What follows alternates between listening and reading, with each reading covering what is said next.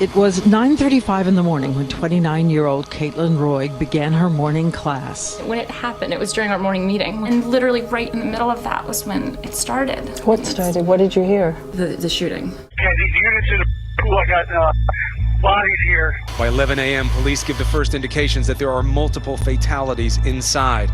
By 11:50 a.m., they announce most of the fatalities are children. It is almost unimaginable. 27 dead. 20 children. News of the second worst shooting in U.S. history smothers the country. The task force comes less than a week after 20 children and 6 educators were gunned down by Adam Lanza, who was armed with an assault rifle and 2 handguns. The National Rifle Association has now broken its silence, saying it will hold a press conference on Friday and will make meaningful contributions so tragedies like Sandy Hook never happen again. And the school is in a panic. I've got students down under the table, kids. Heads under the table. When 2 students launch a deadly assault on Columbine High. Oh, God. Stay in line. Oh, God. Kids, stay down. How do you accidentally shoot your own wife? Angry dad Tony throws a punch at mom's new boyfriend, Gary Schussler. In response, Schussler draws his gun. He then goes after Shelley. You got a gun? You want to shoot? Kicking her as she keeps filming. Somewhere in the struggle, Schussler drops his gun. Here, I got the gun now. And dad grabs it, leading to this.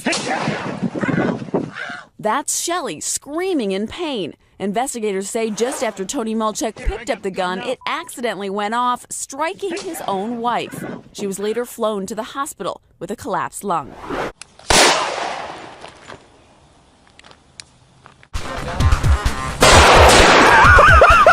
Are you going to shoot it or what? The ammunition?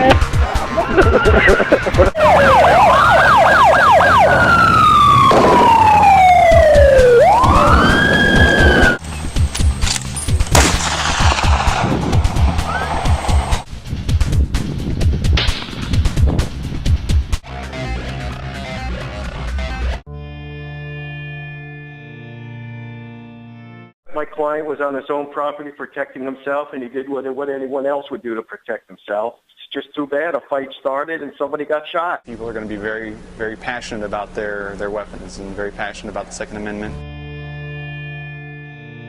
Across the country, retailers like Walmart and Dick's Sporting Goods have stopped sales of the Bushmaster rifle used in Newtown.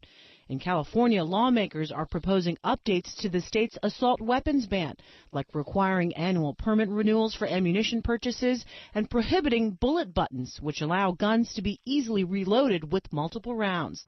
2 years ago today, 9-year-old Christina Taylor Green was the youngest of 6 people shot and killed at a Tucson, Arizona grocery store. In a new campaign, her mother is pleading for stricter gun laws. I have one question for our political leaders. When will you find the courage to stand up to the gun lobby?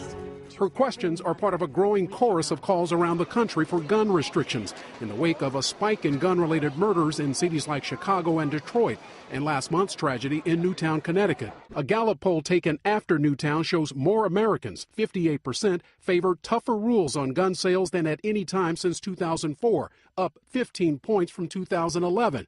And nearly 2/3, 62%, say it's time to ban high-capacity ammunition magazines, the kinds often used in mass killings. We cannot have a long conversation about this. We've got to have action, and we've got to have action quickly, or it will fade.